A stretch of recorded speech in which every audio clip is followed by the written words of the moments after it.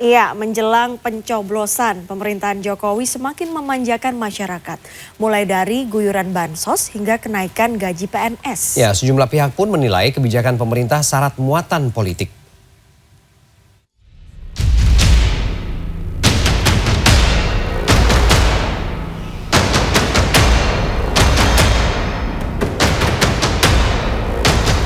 Rakyat dimanjakan. Guyuran bantuan sosial hingga kenaikan gaji untuk PNS tentu menjadi hal yang menyenangkan bagi masyarakat. Dalam beberapa pekan terakhir, pemerintah gencar melakukan pembagian bansos. Mulai dari bantuan pangan, bantuan pendidikan, hingga bantuan langsung tunai. Tidak tanggung-tanggung, pemerintah merapel 3 bulan, yakni Januari hingga Maret, dicairkan langsung Rp600.000 kepada 18 juta keluarga penerima manfaat. Tidak hanya bantuan sosial, pemerintah juga resmi menaikkan gaji PNS. Jumat 26 Januari, Presiden Jokowi menaikkan Peraturan Presiden Nomor 10 Tahun 2024 tentang penyesuaian gaji pokok PNS. Besaran kenaikan adalah 8% untuk PNS dan 12% untuk pensiunan. Belakangan, kebijakan pembagian bantuan sosial jelang pencoblosan pemilu ini dipertanyakan oleh sejumlah pihak. Sekjen PDI Perjuangan Hasto Kristianto menyebut pembagian bantuan sosial oleh Presiden Jokowi dan sejumlah menteri jelang Pilpres 2024 syarat dengan kepentingan politik. Yang sangat kokoh pada integritas itu, lalu Ibu Risma tidak diajak, termasuk di dalam kebijakan raskin.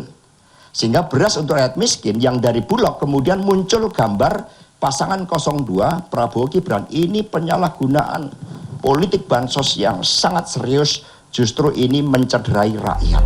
Ada BLT Puso juga. Pengamat politik Ikrar Nusa Bakti menilai jika bansos terbukti dipolitisasi, maka bisa dikatakan bansos menjadi money politics oleh kubu paslon tertentu.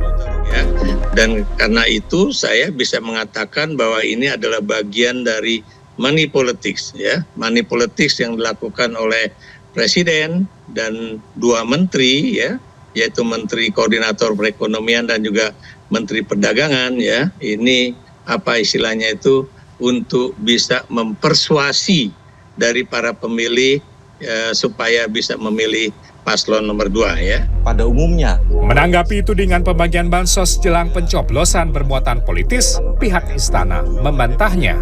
Tenaga ahli utama Deputi 2 Kantor Staf Presiden Abraham Utomo menyebut pembagian bansos khususnya bantuan langsung tunai dibayar sekaligus atau dirapel sudah pernah dilakukan sejak tahun 2017. Pertimbangan pemberian bansos lebih cepat adalah karena memang rakyat membutuhkan dan efisiensi distribusi bansos. Harapannya adalah efisiensi dari pemerintahan supaya pemerintah bisa secara lebih efisien menyalurkan bantuan tidak harus setiap bulan, namun dalam jangka waktu 3 bulan bisa cukup menyalurkan sekali saja. Dan itu terjadi sejak tahun 2017, Mbak, bukan hal yang baru, Mbak.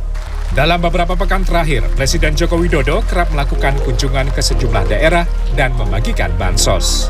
Terakhir, Presiden Jokowi melakukan kunjungan ke Yogyakarta pada Selasa 30 Januari.